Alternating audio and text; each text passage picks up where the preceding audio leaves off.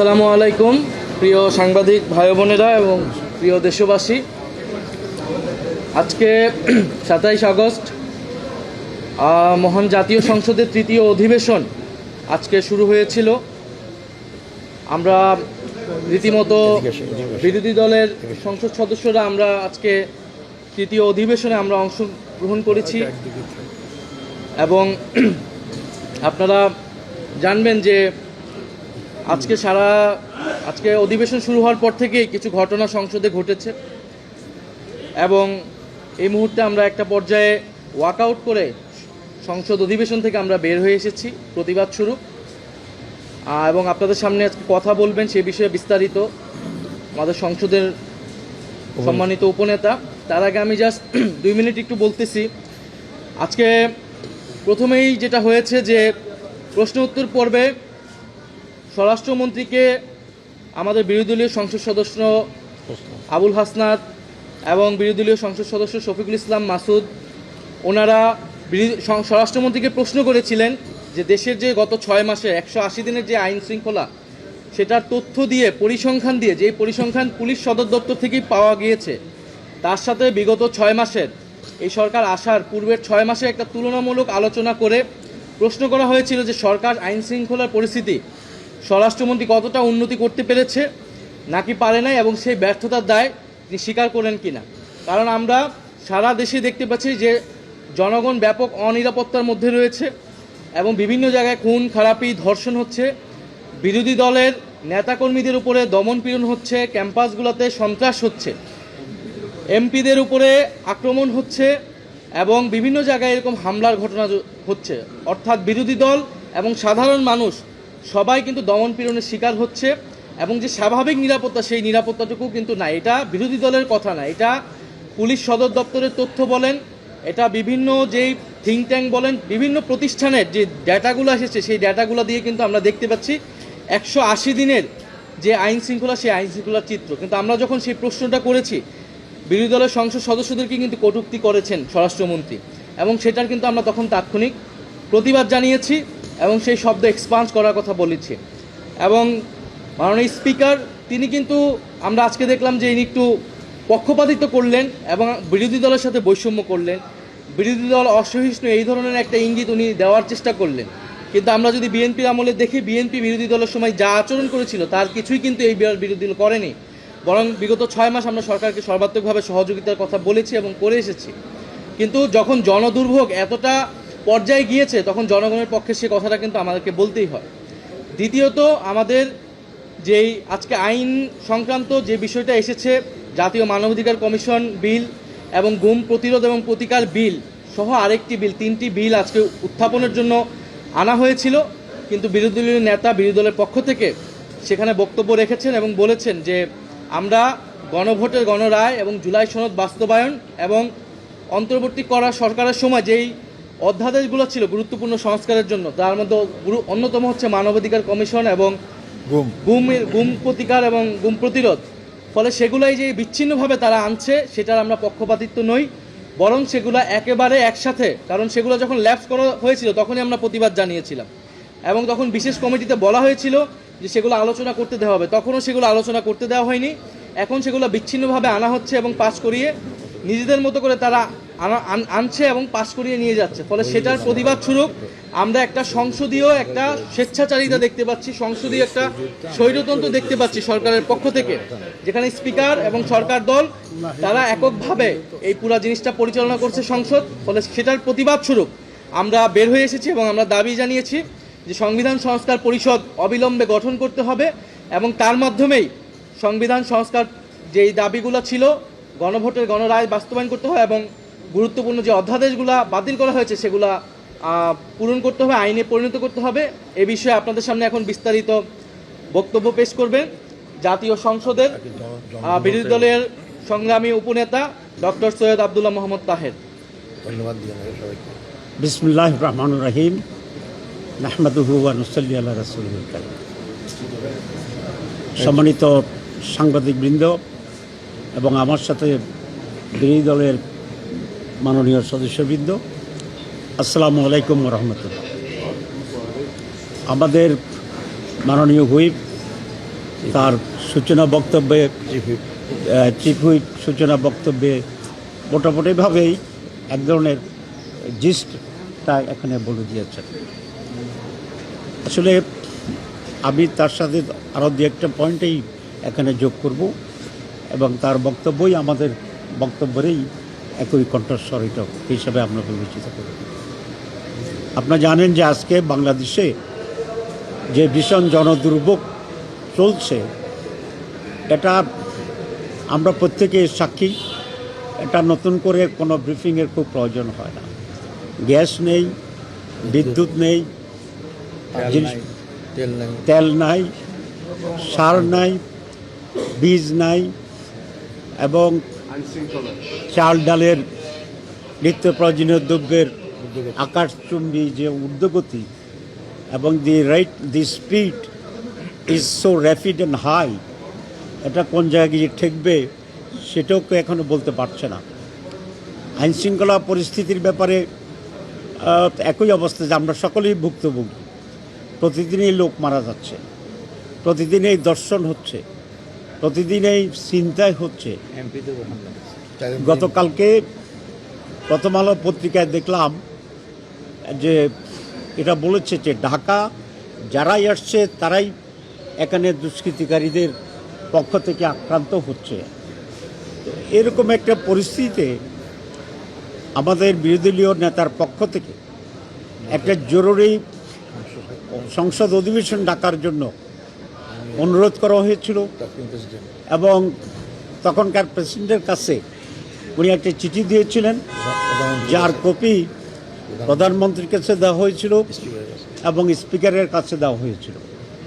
আমরা চেয়েছিলাম দেশের সার্বিক এই পরিস্থিতি নিয়ে পার্লামেন্টে একটা বিশেষ আলোচনা হোক, বিস্তারিত আলোচনা হোক এবং এটা সমাধানের জন্যে সেখান থেকে নানা ধরনের পরামর্শ আসবে, এটাই স্বাভাবিক ছিল। এবং সবটা মিলিয়ে আমরা দেশের বর্তমান অবস্থা থেকে কীভাবে উত্তরণ ঘটানো যায় সেই ব্যাপারে একটি ঐক্যবদ্ধ সিদ্ধান্ত নিয়ে সেটাকে ইমপ্লিমেন্ট করলে কিছু না কিছুটা ডেভেলপমেন্ট হবে। এর আগে আমরা দেখেছি পেট্রোল নিয়ে যে যৌথ কমিটি হয়েছিল, যে ক্রাইসিসটা তৈরি হয়েছিল, এই কমিটি গঠনের পরেই ক্রাইসিসটা অনেকাংশে লাঘব হয়ে গিয়েছিল। মানুষের ভিতরে একটা কনফিডেন্স তৈরি হয়েছিল যে সরকারি দল বিরোধী দল সকলেই মিলে এটাকে অ্যাড্রেস করা হবে।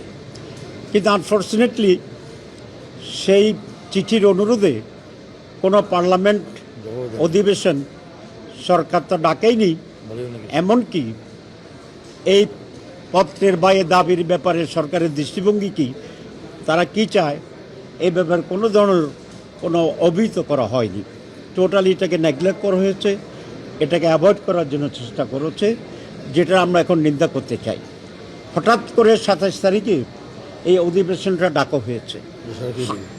আবার আমরা যেহেতু অধিবেশন ডেকেছে, আমরা তো এই অধিবেশনে যোগ দিয়েছি এবং এই অধিবেশনকে একটা কার্যকরী অধিবেশন হিসেবে রূপান্তরিত করার জন্যে আমরা চেষ্টা করছি। এবং যে কারণে আমরা পত্র দিয়েছিলাম, আমরা আশা করেছিলাম আজকেই সে সমস্ত বিষয়ে আলোচনা হবে, কারণ এটা হচ্ছে নিড অফ দি টাইম, এটা হচ্ছে না ইমার্জেন্সি সিচুয়েশন, এটা হচ্ছে দি ক্রাক্স অফ দি প্রবলেমকে সামনে নিয়ে এসে জনদুর্ভোগ দূর করার জন্যে সবচেয়ে উপযুক্ত সময়, অথবা দিস ইজ দ্য টাইম, যেটাকে ইংরেজিতে বলে ইন নো টাইম। এ সমস্ত প্রবলেম সলভ করার জন্যে we should concentrate our self, both the government and the opposition. কিন্তু আনফর্চুনেটলি আমরা সেই এজেন্ডাও আজকে পাইনি। একেবারেই একটি গতানুগতিক কর্মসূচি দিয়ে সরকার এই অধিবেশন শুরু করেছে। হাওয়ার আপনারা শুনেছেন আমাদের চিফ হুইপের পক্ষ থেকে যে প্রশ্নোত্তরের সময় মাননীয় স্বরাষ্ট্রমন্ত্রী তুচ্ছ তাচ্ছিল্যভাবে জবাব দেওয়ার চেষ্টা করেছেন এবং আমাদের এক মাননীয় কর্মী বলছেন উনি বরাবরই এটা করেন এবং উনি নানা কমেন্ট করে বিরোধী দলের সদস্যদের বক্তব্যকে উপেক্ষা করার জন্য চেষ্টা করেন। এবং আজকে উনি এটা এরকম কথাই বলেছেন যে এইসব এগুলো পল্টন না, এটা শাহবাগ না। এটা ওনার মনে রাখা উচিত ছিল আজকে যে উনি স্বরাষ্ট্রমন্ত্রী, এটা শাহবাগের প্রোডাক্ট। উনি শাহবাগে ওনাকে আজকের স্বরাষ্ট্রমন্ত্রী বানিয়েছে। 2 নম্বর হচ্ছে এক একজনের বক্তব্যের স্টাইল একরকম। আমরা কিন্তু ওনার বক্তৃতার ব্যাপারে বহু কমেন্ট করতে পারি, কিন্তু আমরা যেহেতু একটি কালচার্ড সিভিলাইজড একটা সংসদ তৈরি করার জন্য চেষ্টা করছি, সেজন্য আমরা সমালোচনা করি।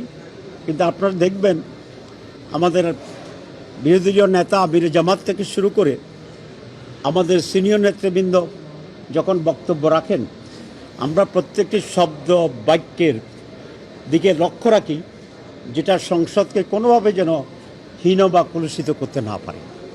And we equally expect the similar type of response from the government.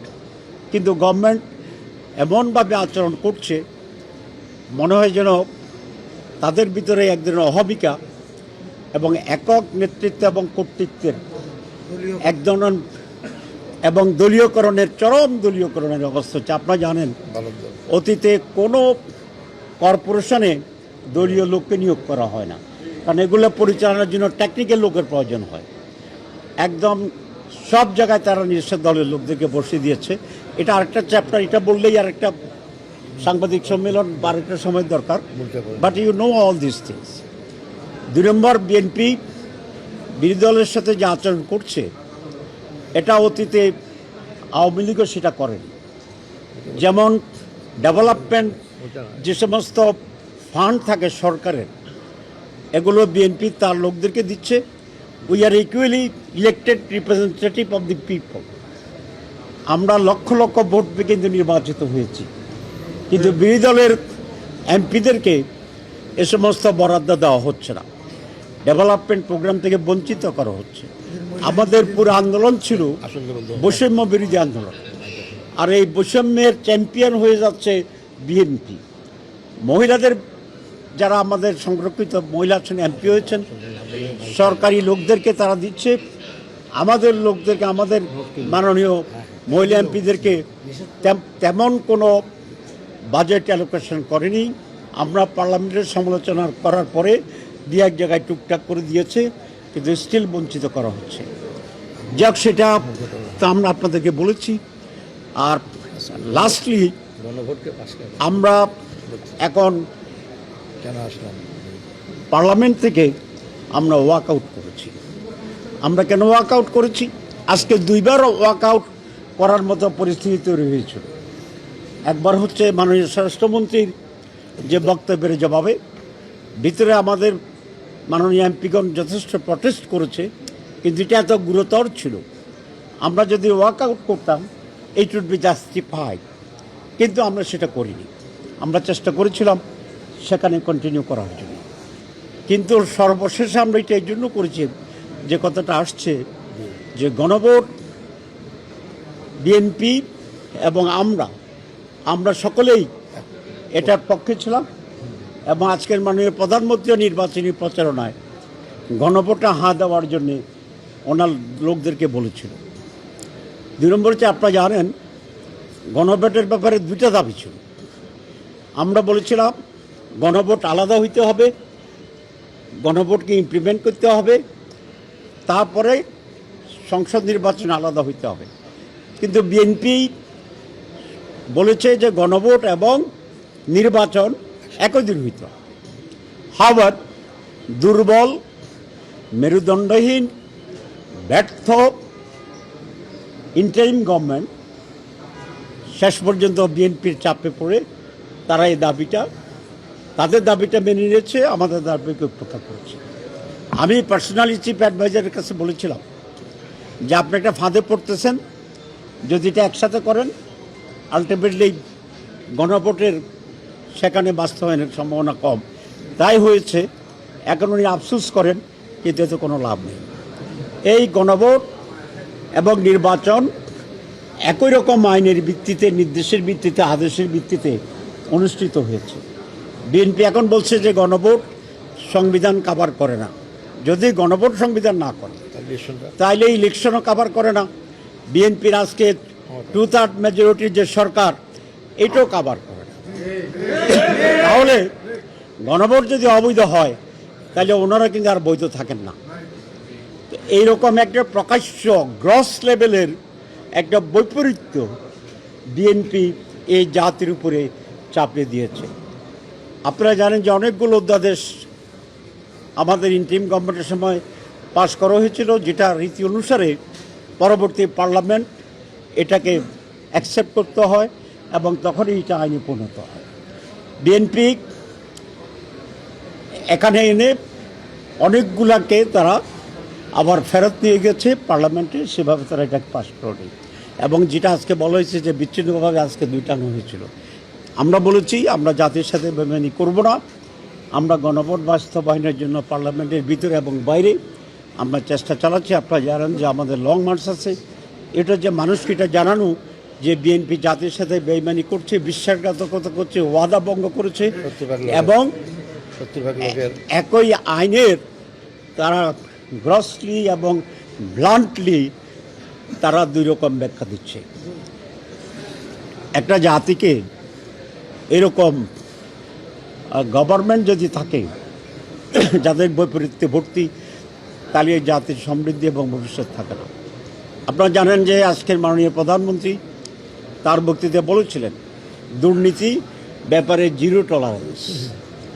এখন আমরা দেখছি জিরোটা আছে, কিন্তু তার বাঁয়ে আরও 100 যোগ হয়ে গেছে।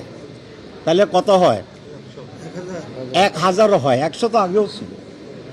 সেই হারেই দুর্নীতি চলছে। আপনারা একটু খবর নিলেই দেখবেন চাঁদাবাজি আগের চেয়ে বাড়ছে। আমাকে এক ব্যবসায়ী করছে যে আগে প্রতি টাকার জন্য 6 টাকা করে চাঁদা দিতাম, এখন এটা 12 টাকা দিতে হয়। এবং চাঁদাবাজদের বিরুদ্ধে স্ট্রং আর্গুমেন্ট আছে। তারা নাকি বলে যে স্যার সব কিছুতে দাম বেড়ে গেছে, তা আপনি চাঁদাবাজিটা বাড়াবেন না। এবং এটা কোনোভাবেই প্রধানমন্ত্রীর জ্ঞাতের বাইরে এটা হতে পারে না, কারণ এটা পত্রিকা আসতেছে, সমালোচনা হতেছে। তো যেখানে জিরো টলারেন্স, এখানে দুর্নীতি আরও লাফাই লাফাই বাড়তেছে। আমরা সেই কারণে আজকে বলেছি আমাদের মাননীয় বিরোধী দলীয় নেতা জামাতের ইসলামীর আমির জননেতা শফিকুর রহমান বিল পেশ করার আগেই দাঁড়িয়ে বলেছেন যে আমরা যেহেতু বলেছি জনগণের পক্ষে আমরা আছি, জনগণের যে গণভোটের যে রায় দিয়েছে সেই রায়কেই পরিপূর্ণভাবে বাস্তবায়ন করতে হবে। সংস্কার পরিষদ যেটা গঠনের কথা বলছে সেই দিয়েই কনস্টিটিউশন অ্যাসেম্বলির মতো করেই এই সংবিধানকে এখানে সংস্কার করতে হবে। এছাড়া আর অন্য কোনো পন্থাকে আমরা গ্রহণ করব না। যেহেতু সরকার আমাদের এবং জনগণের সে দাবি পূরণ করেনি, তারা বিচ্ছিন্ন বিক্ষিপ্তভাবে তাদের জন্য যেটা সুবিধা সেটাকে তাদের মতো করে পেশ করে, যেহেতু 2/3 মেজরিটি ওদের আছে, তারা সেটা পাস করে নেওয়ার জন্য চেষ্টা করছে। আমরা সেটার দায় দায়িত্ব নিতে চাই না। জনগণের সাথে যে বিট্রাল, এটার আমরা শরিক হতে চাই না। আমরা আগেও প্রটেস্ট করেছি জনগণের জন্য, আজকেও জনগণের স্বার্থে আমরা এই বিলে কোনো ধরনের ডিসকাশন, হিয়ারিং বা কোনো কিছুতে আমরা পার্টিসিপেট না করে আমরা আজকে বয়কট করে আসছি এবং আর বলেছি এই বিলকে আমরা শুনবো না, এই বিলকে আমরা আলোচনায় যাব না, এই বিলকে আমরা শতভাগ প্রত্যাখ্যান করছি। আজকে বিল উত্থাপিত হয়তোবা হয়েছে, আমরা তো চলে আসছি, আমরা আজকে আর সেখানে ফেরত যাব না। এরপরে বিল সংক্রান্ত যদি তারা আরও কোনো 2/3 জোরে করতে পারে, তখনও আমরা ভূমিকা গ্রহণ করব, এটা যাতে জনগণের সাথে বিট্রালের এই জায়গায় তারা যেন স্ফূর্তি এগোতে না পারে। আপনাদের সবাইকে ধন্যবাদ জানাচ্ছি। আসসালামু আলাইকুম ওয়া রাহমাতুল্লাহ।